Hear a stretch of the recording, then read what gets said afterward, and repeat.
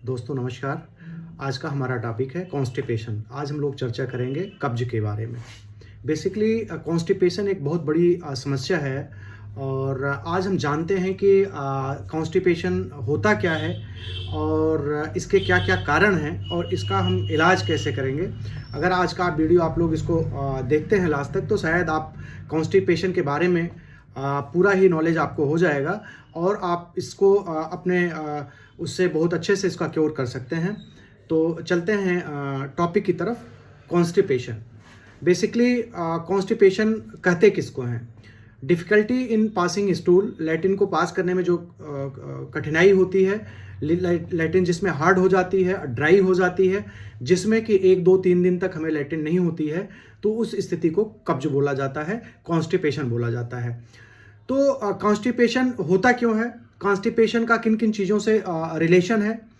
Basically जो constipation है ये इसका जो रिलेशन है वो स्टूल से है।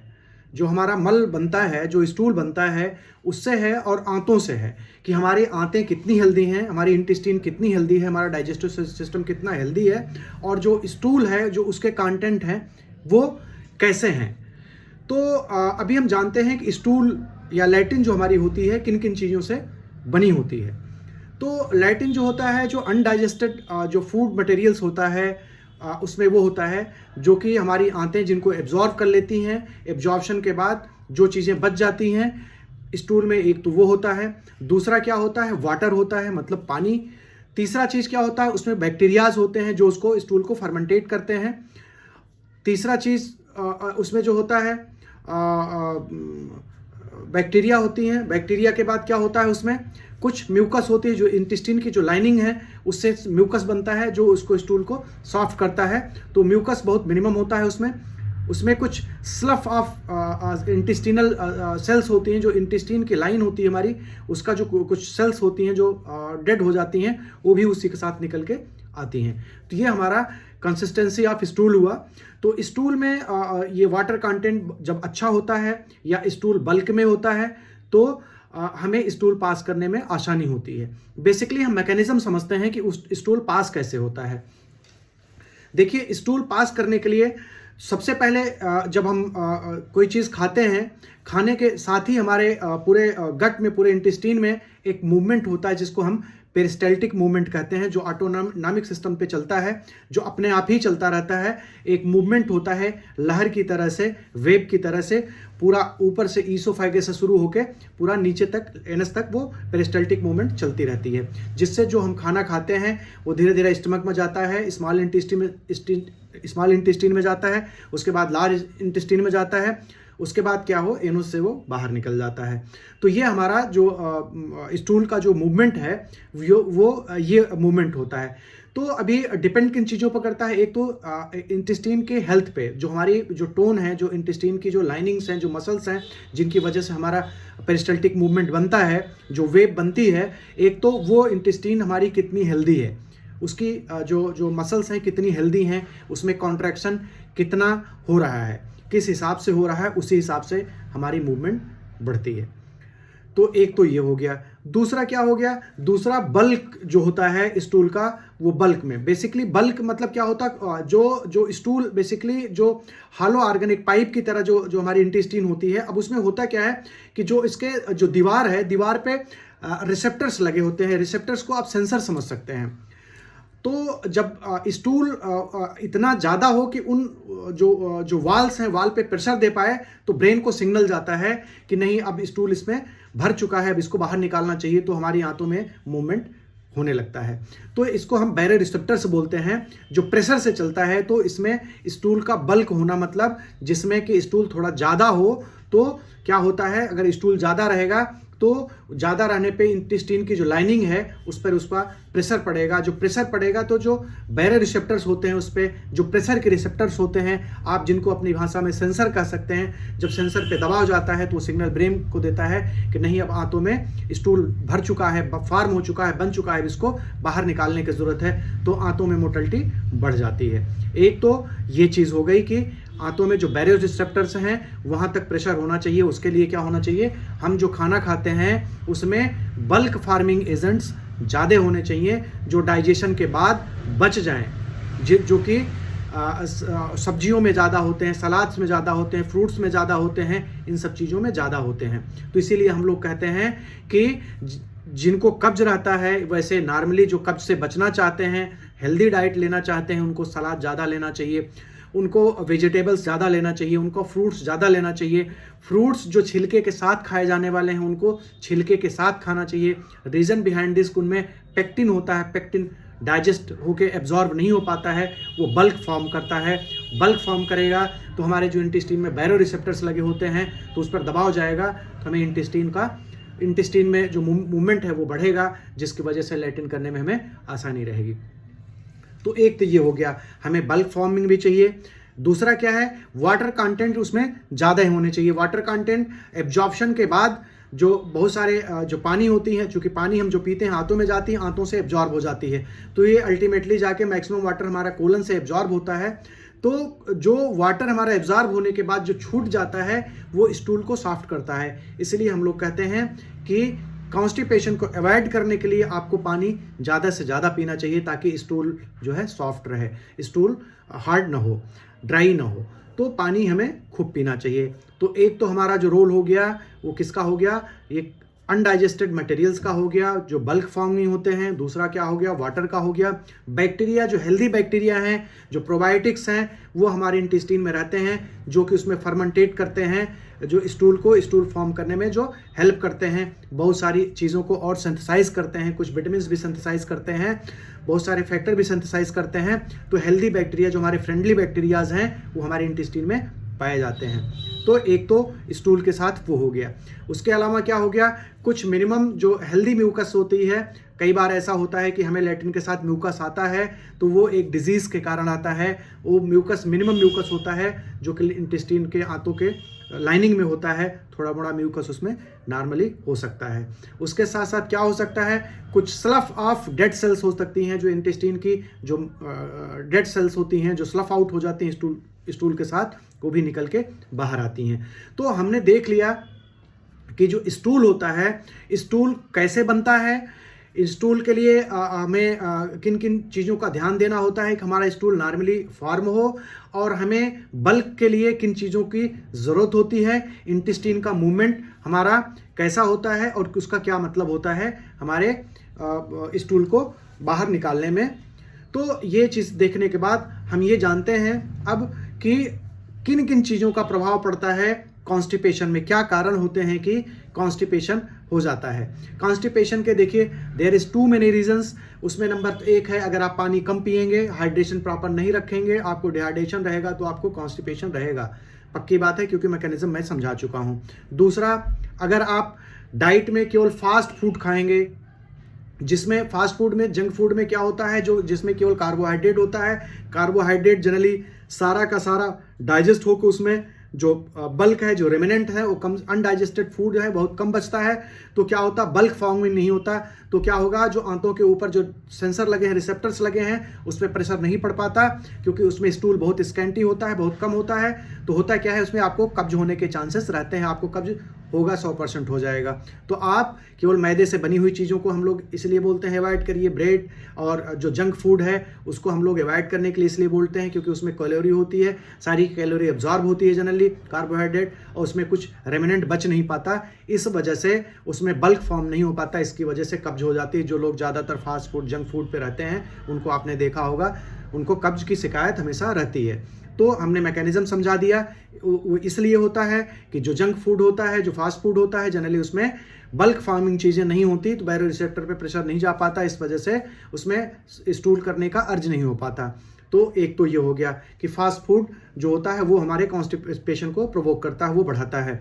और क्या हो गया, कुछ डिजीजेज हो गई जिसमें कि कॉन्स्टिपेशन जनरली रहता है, जैसे डायबिटीज़ हो गया। डायबिटीज़ में क्या होता है, हमारे सेल्स में, हमारे बॉडी के ब्लड में जो है शुगर्स बढ़ी हुई होती हैं। उसमें होता क्या है, जब शुगर बढ़ती है, ब्लड गाढ़ा होता है, तो वहाँ आंकोटिक प्रेशर बढ़ जाता है, तो आंतों से पानी खींच लेता है, जिसमें आंतों में पानी कम बचता है, जिसकी वजह से कॉन्स्टिपेशन हो जाता है। थायराइड की बीमारी जिनको होती है जनरली, उनको भी कॉन्स्टिपेशन होता है। जैसे आयरन की गोलियां जो लोग खाते हैं, उनको कॉन्स्टिपेशन होता है। कुछ दर्द की दवाइयां हैं जिनको खाने से कॉन्स्टिपेशन होता है। तो ये सब कारण हैं कब्ज होने के। आप अगर स्ट्रेस रहेगा तब भी आपको कॉन्स्टिपेशन हो जाएगा। तो ये जो कारण हैं कॉन्स्टिपेशन के, ये बहुत सारे कारण रहे जो जिनकी वजह से आपको कब्ज हो जाता है। अब देखिए कि कब्ज का कॉम्प्लिकेशन क्या है। कॉन्स्टिपेशन अगर हो रहा है तो आपका जो इसका कॉम्प्लिकेशन क्या है, देखिए जो कॉम्प्लिकेशंस होते हैं, जब स्टूल हार्ड होगा तो आप जब इसको हार्ड स्टूल आप प्रेशर से बाहर निकालते हैं तो लैट्रिन के रास्ते में क्या होता है, छिल जाता है, जिसमें क्या हो जाता है, घाव, दरार बन जाती है, जिसको हम फिशर कहते हैं। तो एक फिशर होने के चांसेस बढ़ जाते हैं। अगर जिनको कॉन्स्टिपेशन रहता है उनको फिशर हो जाता है। ज़्यादा देर तक हम लैट्रिन के रास्ते में दबाव देते हैं, जिनकी वजह से जो हमारी नीचे की वेन्स हैं लैट्रिन के रास्ते में, जो एनस में, वो इंगोर्स्ड हो जाती हैं। मतलब उन वेन्स में ब्लड की पूलिंग हो जाती है, ब्लड भर जाता है, तो वेन्स लटक जाती हैं ब्लड से भर के, उनको हम पाइल्स कहते हैं। तो लगातार जिनको कब्ज रहेगा उनको पाइल्स 100% हो जाएगा, उनको फिशर 100% हो जाएगा। इन्हीं चीज़ों से फिशुला भी बन जाता है। जब फिशर बनता है, फिशर के अगल बगल जब क्रोनिक फिशर होने की वजह से उसमें एक स्किन लटक आती है, जिसको हम स्यूडो पाइल्स बोलते हैं। दिखता तो पाइल्स की तरह लेकिन पाइल्स होता नहीं है, दैट इज स्यूडो पाइल्स, जिसको झूठा पाइल्स कहते हैं। उनके अगल बगल इन्फेक्शन होने से लैट्रिन के रास्ते में अंदर अंदर एक सुराग बन जाता है, जिसको हम फिशुला भी कहते हैं, भगंदर कहते हैं। तो ये भगंदर की बीमारी भी कब्ज में बन जाती है। प्रोलैप्स ऑफ रेक्टम भी हो जाता है।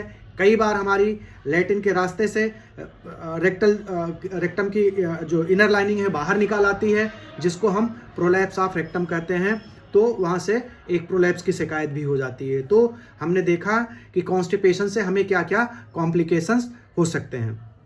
देखिए कॉन्स्टिपेशन में एक चीज़ मैं और बता दूं आप लोगों को कि इसमें एक तो हैबिट फॉर्मिंग भी बहुत होता है। अगर आप इरेगुलरिटी रखते हैं लैट्रिन जाने में, आपका समय कोई सही नहीं होता है, तो उसमें भी आपको कॉन्स्टिपेशन बन जाता है।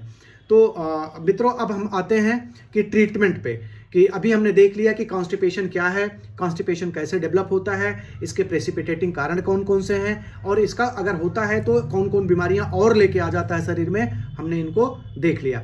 अभी हम देखते हैं कि इनका हम इलाज कैसे करें। जो मेन टॉपिक आता है इलाज पे। देखिए अगर आपने मैकेनिज्म समझ लिया तो जाहिर सी बात है आपके दिमाग में उसका इलाज घुस गया होगा। इलाज आप अब हमें ही बता दोगे, हमें आपको ज़्यादा बताने की ज़रूरत नहीं है। तो हमने आपको बताया, नंबर 1 गिना दीजिए कि बल्क फार्मिंग चीज़ें आपको लेनी है, खूब ज़्यादा सलाद खाना है, खूब ज़्यादा फल खाने हैं। फल ऐसे खाने हैं जिनको साफ़ कर लो, छिलके के साथ खाए जाने वाले, जैसे सेब हो गया, अमरूद हो गया, इस टाइप के फल आप छिलके के साथ खाएं, जिसमें पेक्टिन होता है जो डाइजेस्ट होके एब्जॉर्ब होने के बाद उसमें जो बल्क है बहुत बच जाता है। तो आप एक बल्क फार्मिंग चीज़ें बहुत ज़्यादा से ज़्यादा लें। साइलियम हस्क, जिसको इसबगोल की भूसी कहते हैं, that is a good bulk farming. उसमें कुछ नहीं होता, उसमें सेलुलोज और पेक्टिन यही सब चीज़ें होती हैं। आप इसबगोल की भूसी को आप 1 चम्मच दूध के भिगो के सुबह और शाम को इसको ले सकते हैं, जो कि आपको बल्क बनाएगा, जिससे क्या है बैरो रिसेप्टर पे प्रेशर जाएगा, सेंसर पे प्रेशर पड़ते ही ब्रेन पे सिग्नल जाएगा कि भाई स्टूल को पास करना है, तो आपको स्टूल का अर्ज हो जाएगा। तो ये हो गया। अभी बल्क फार्मिंग हो गया एक, तो इसमें इसके ट्रीटमेंट में ही आता है बल्क फार्मिंग, जिसमें एक तो सेलुलोज होता है और एक साइलियम होता है। बल्क फार्मिंग हो गया। ऑस्मोटिक जो लैक्सेटिव होता है, ऑस्मोटिक लैक्सेटिव क्या है, जो पानी होता है वो लैट्रिन के जो रास्ते हैं, मतलब जो इंटेस्टाइन है, उसमें खींच लेता है बाहर से। ठीक है, खींचता कैसे, ऑस्मोटिक परगेटिव करता क्या है कि उसमें ऑस्मोटिक प्रेशर बढ़ने की वजह से बाहर आंतों से पानी खींच के उसमें पानी को भरता है। तो आप पानी खूब पीजिए। और कुछ ऑस्मोटिक परगेटिव होते हैं जैसे कि इलेक्ट्रोलाइज हो गया, जिसकी वजह से आंतों में पानी आता है और स्टूल को सॉफ्ट करता है। ठीक है, तो ये हो गया ऑस्मोटिक लैक्सेटिव। उसके बाद क्या हुआ, स्टिमुलेंट, जो इस आंतों को जबरदस्ती स्टिमुलेट करते हैं। स्टिमुलेशन से होता क्या है कि एक हैबिट फार्मिंग होता है, हम लोग इसको अवॉइड करने के लिए बोलते हैं, लेकिन ज़रूरत पड़ने पे बहुत ही रेगुलेटरी मोड में इसको देना होता है, बहुत जुडिशियस मोड में देना होता है। जैसे बिसाइकोडिल हो गया, सेना हो गया, इस टाइप की चीज़ें हैं जो इंटेस्टाइन की मोटिलिटी ज़बरदस्ती बढ़ाती हैं। पिकोसल्फेट हो गया, तो ये सब चीज़ें बहुत तेज़ी से इसको मोटिलिटी को ज़बरदस्ती बढ़ाती हैं। तो हमें इसका ध्यान देना होगा, बहुत जुडिशियस ट्रीटमेंट इसका करना होगा। और क्या होता है, एक तो होता है लुब्रिकेंट्स। लुब्रिकेंट्स क्या होते हैं, लुब्रिकेंट्स बेसिकली करते क्या हैं, जो स्टूल होता है उसके चारों तरफ एक लुब्रिकेशन कर देते हैं, उसकी तरफ एक सॉफ्ट चीज़ों का कोटिंग कर देते हैं, जिससे स्टूल पास करने में आपको बहुत ही आसानी होती है। तो जैसे लुब्रिकेंट्स में क्या क्या आएंगे, लिक्विड पैराफिन हो गया आपका, जो कि पचता नहीं है, डाइजेस्ट नहीं होता और वैसे बाहर निकल जाता है, that is a lubricating agent. तो ये आपके ट्रीटमेंट्स हो गए। किसको, जो आपको जो मेडिसिन लेना है, मेडिसिन का क्या क्या रोल है और किस टाइप से मेडिसिन काम करती हैं। अभी एक चीज़ मैं आपको बताऊंगा कि आप 2-3 चीज़ों का आप ध्यान रखिए। अगर आप सही समय से सोते हैं और सही समय से उठते हैं, मतलब एक पर्टिकुलर टाइम पे उठते हैं, पर्टिकुलर टाइम पे सोते हैं और पर्टिकुलर टाइम पे ही आप लैट्रिन जाते हैं, तो आपका सर्कैडियन रिदम मेंटेन होगा और आपके ब्रेन को, आपकी बॉडी जो सिंक्रोनाइज्ड होगी और उस समय आपको लैट्रिन लगेगी। अगर आप अल्टरनेशन रखेंगे, टाइम का फिक्सेशन नहीं रखेंगे, तो आपको लैट्रिन जाने का जो अर्ज है, लैट्रिन का जो स्टिमुलेशन है वो नहीं होगा, इम्प्रॉपर रहेगा और आपको कॉन्स्टिपेशन हो जाएगा। तो सबसे पहले आप लाइफ स्टाइल में करें, रूटीन में सोएं और जगें। सेडेंट्री लाइफ स्टाइल से कॉन्स्टिपेशन बढ़ता है, तो आप सेडेंट्री लाइफ स्टाइल में ना रहें, आप रेगुलर एक्सरसाइज, योगा, प्राणायाम जरूर करें, जिसकी वजह से आपकी इंटेस्टिनल मोटिलिटी बनी रहे। प्रॉपर आप नींद लें। लैट्रिन जाएं तो लैट्रिन में आप जबरदस्ती जोर न लगाएं। जोर लगाने से बहुत सारे कॉम्प्लिकेशन मैंने आपको बताया कि लैट्रिन बाहर निकलते समय आपको लैट्रिन के रास्ते में बहुत सारे नुकसान करेगी बार बार जोर लगाने से। देखिए, लैट्रिन जब हम करते हैं तो इंटेस्टाइन एक्सपैंड होती है, खुलती है और लैट्रिन बाहर आती है। हम लोग क्या करते हैं, हम लोग उल्टा मैकेनिज्म करते हैं, जबरदस्ती लैट्रिन को, इंटेस्टाइन को जबरदस्ती जोड़ देते हैं, दबाते हैं। दबाने से लैट्रिन स्क्वीज होकर तो निकलती है, मतलब हम उसको स्क्वीज करते हैं, स्क्वीज से निकालते हैं, जबकि ऐसा नेचुरल मैकेनिज्म नहीं है। नेचुरल मैकेनिज्म क्या है, इंटेस्टाइन की जो लाइनिंग्स है, जो मसल्स है, वो रिलैक्स होती है और लैट्रिन बाहर निकलती है। तो इसमें करना क्या होगा, आप हरी में न रहें, जल्दबाजी में न रहें, ठीक है। हरी भरी करी, तीनों चीज़ों को अवॉइड करें। हरी मतलब जल्दबाजी, करी मतलब स्पाइसेस फूड और भरी मतलब स्ट्रेस, तीनों चीज़ों को अवॉइड करें। अगर जल्दबाजी में लैट्रिन जाएंगे, जल्दबाजी में रहेंगे, तो होगा क्या, टाइम देंगे नहीं, आप किसी तरह से लैट्रिन करके जल्दी आना चाहेंगे, अननेसेसरी का प्रेशर लगाएंगे, जिससे क्या होगा, आंतों की जो मसल्स हैं उसका जो टोन होगा वो ऑटोनॉमस होता है, उसको आप गवर्न कर रहे हैं, जबरदस्ती कर रहे हैं, तो उसका टोन खराब होगा, तो आपको कॉन्स्टिपेशन होगा, रीबाउंड कॉन्स्टिपेशन होगा। तो इस वजह से आप कोशिश करें कि आप लैट्रिन में बैठें, लैट्रिन को टाइम दें लैट्रिन करने के लिए। जो भी टाइम लगे, आपका थोड़ा टाइम भले ही लग जाए, लेकिन आप लैट्रिन में ज़बरदस्ती जोर ना लगाएं। तो ये हो गया आपका स्टाइल, जो है लैट्रिन करने का जो एक मैकेनिज़्म है, वो मैंने आपको समझाया।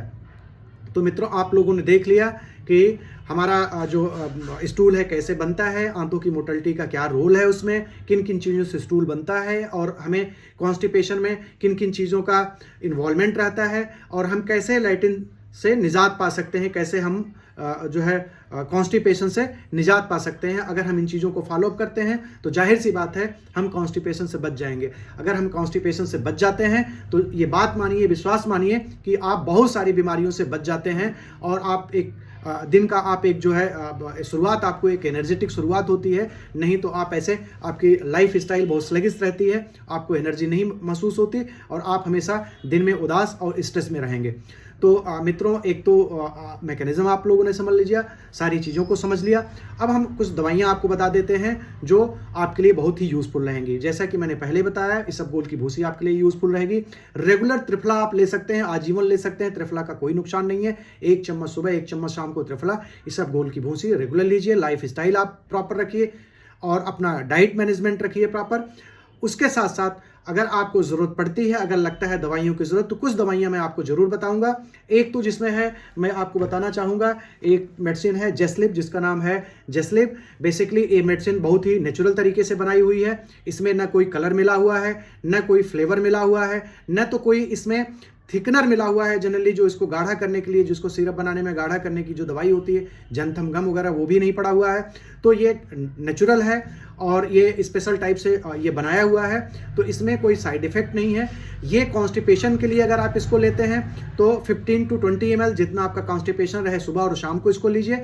अगर आपको लैट्रिन साफ ठीक आने लगे तो इसको 10 ml BD मेंटेनेंस डोज पे इसको आप रख लीजिएगा। ये आपके कॉन्स्टिपेशन को रिमूव करेगा, लीवर को टोन अप करेगा, आंतों की मोटिलिटी को मेंटेन रखेगा और बहुत सारी और बीमारियों में ये आपको हेल्प करेगा। तो ये आपका जस्लिब हो गया।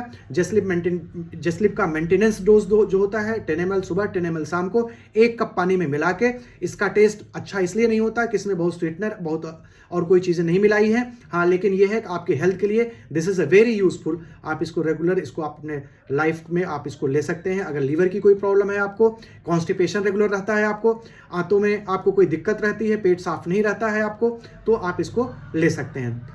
मेंटेनेंस डोज 10 ml सुबह 10 ml शाम को 1 कप पानी लीजिए। खाना खाने के बाद कप पानी में इसको 10 ml सुबह 10 ml शाम को डाल दीजिए। कॉन्स्टिपेशन रहता है तो इसको 20 ml तक आप ले सकते हैं, जिनको कब्ज रहती है, सुबह और शाम को। जो बच्चे हैं वो 5 ml सुबह 5 ml शाम को खाने के बाद इसको 1 कप पानी मिला के ले सकते हैं। इससे भूख बहुत अच्छी लगेगी, लीवर टोनअप रहेगा, बॉडी आपका टोनअप रहेगी, इंटेस्टाइन की जो मसल्स हैं वो टोनअप रहेंगी, स्टूल में आपको सॉफ्टनेस रहेगी। तो ये आपका एक हम रेमेडी आपको बता रहे हैं जस्लिब, ये आप ले सकते हैं।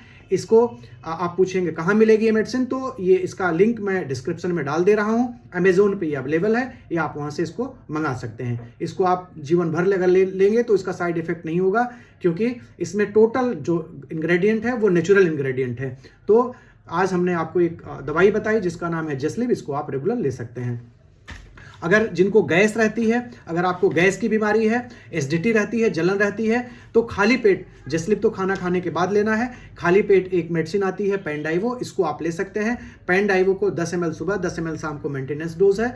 और अगर किसी को ज़्यादा रहती है तो 15 to 20 ml खाना खाने के बाद 1 कप पानी मिला के इसको भी ले सकते हैं। इसमें भी कोई कलर नहीं है, कोई फ्लेवर नहीं है, कोई थिकनर नहीं है, टोटली नेक्टर है। टेस्ट इसका बिटर होगा, इस वजह से इसको पानी में लीजिए। ये दोनों सिरप आपके बॉडी को डिटॉक्सिफाई करेंगे। इसका भी डिस्क्रिप्शन लिंक इसका डिस्क्रिप्शन में डाल दे रहा हूँ, आप इसको भी अमेजोन से खरीद सकते हैं। तो अगर आपको बॉडी को डिटॉक्सिफाई करना पड़े, आपको गैस, एसिडिटी, ब्लॉटिंग हमेशा रहती है, तो आप खाना खाने के बाद जस्लिब, खाली पेट इसको पेनडाइवो आप लीजिए, आपको तुरंत ही आराम महसूस हो जाएगा। आपके लिए बहुत ही वरदान साबित होगी ये दोनों ही दवाइयाँ।